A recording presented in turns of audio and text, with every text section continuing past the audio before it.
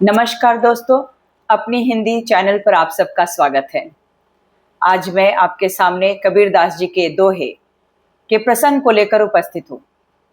पहले दो कड़ियों में मैंने समाज सुधारक के रूप में कबीरदास जी को दर्शाया, दूसरे में मैंने बताया उनकी भाषा के बारे में, और आज मैं प्रसंग को लेकर उपस्थित हूँ। मैं यह बताने जा रही हूँ कि कबीरदास ने जो दोहे लिखे हैं, जो हमारे पाठ्यक्रम में शामिल है, उन 5 दोहों का क्या क्या प्रसंग है। प्रसंग एक महत्वपूर्ण प्रश्नों में आता है और इस प्रश्न का उत्तर देने में बच्चे गलती करते हैं। प्रसंग जब पूछा जाता है तो पूरे भावार्थ को वह लिख डालते हैं। यह सबसे बड़ी गलती मानी जाती है। सबसे पहले आपको उन दोहों के प्रसंग को बताना है। प्रसंग क्या है? प्रसंग का मतलब है कि उस दोहे का केंद्र क्या है, उस दोहे में मुख्यतः कवि ने क्या कहना चाहा है। तो आज मैं उनकी पहले दोहे का प्रसंग बता रही हूँ। गुरु गोविंद दो खड़े, काके लागू पाए, बलिहारी गुरु आपनो, जिन गोविंदियो बताए।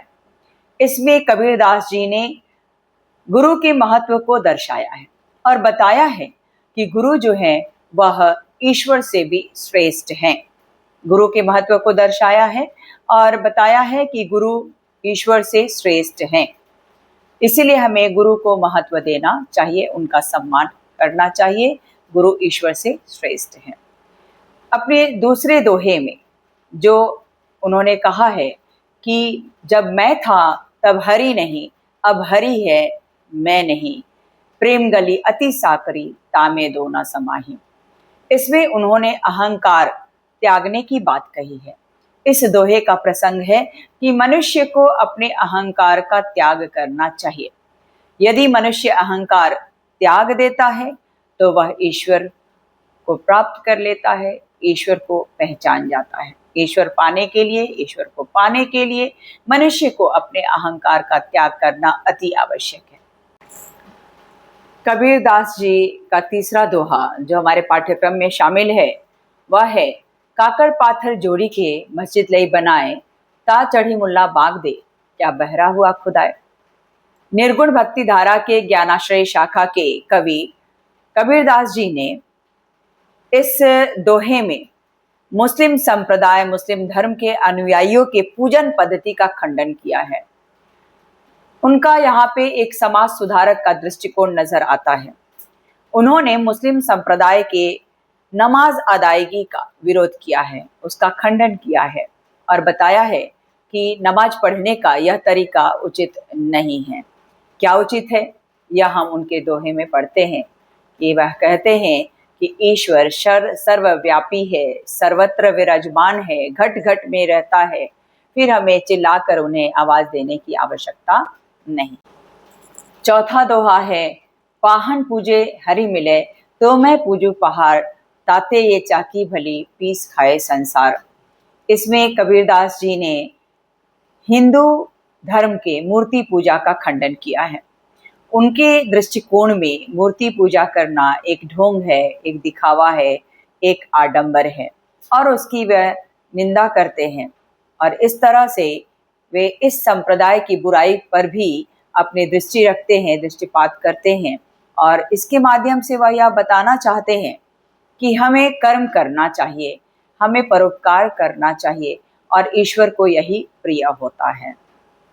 अंतिम और 5वां दोहा है उनका, सात समत की मसी करो, लेखनी सब बन राय, सब धरती कागज करो, हरि गुण लिखा न जाए।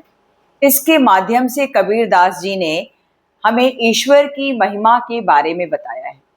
यह बताया है कि ईश्वर की महिमा असीम है, अनंत है, उनके गुण अपार हैं और हम मनुष्य उन्हें शब्दों में नहीं बांध सकते हैं। तो इस तरह से हमने कबीरदास जी के 5 दोहों के प्रसंगों को बताया है, सटीक प्रसंग बताया है, अर्थ बताया है। सबसे पहले जब भी आप लिखें, अगर आपकी इच्छा है कि आप अर्थ लिखें तो अवश्य लिखें, किंतु जब प्रसंग पूछा जाए तो निश्चित तौर पर यह बताइए पहले प्रसंग के लिए, पहले दोहे के लिए, कि इसमें उन्होंने गुरु की महत्ता को बताया है, गुरु को सर्वश्रेष्ठ बताया, ईश्वर से भी श्रेष्ठ बताया है। दूसरे में आप बताइए कि उन्होंने अहंकार त्यागने की बात कही है कि मनुष्य अपने अहंकार का त्याग करके ही ईश्वर को प्राप्त कर सकता है। तीसरे में उन्होंने हिंदू संप्रदाय की नमाज अदायगी का खंडन किया है, उसका विरोध किया है और यह बताया है कि हमें ईश्वर पर आस्था रखनी चाहिए और वह सर्वत्र विराजमान है, तो हमें उन्हें चीख चिल्लाकर पुकारने की आवश्यकता नहीं है। शांत मन की, शुद्ध हृदय की प्रार्थना वह सुन सकते हैं। उसके बाद चौथे में मैंने आपको बताया है कि हिंदू धर्म की मूर्ति पूजा का खंडन उन्होंने किया है और कहा है कि मूर्ति पूजा करना एक दिखावा है, ढोंग है। इसके बजाय हम परोपकार करें, जन कल्याण करें, जनहित करें तो ज़्यादा अच्छा होगा।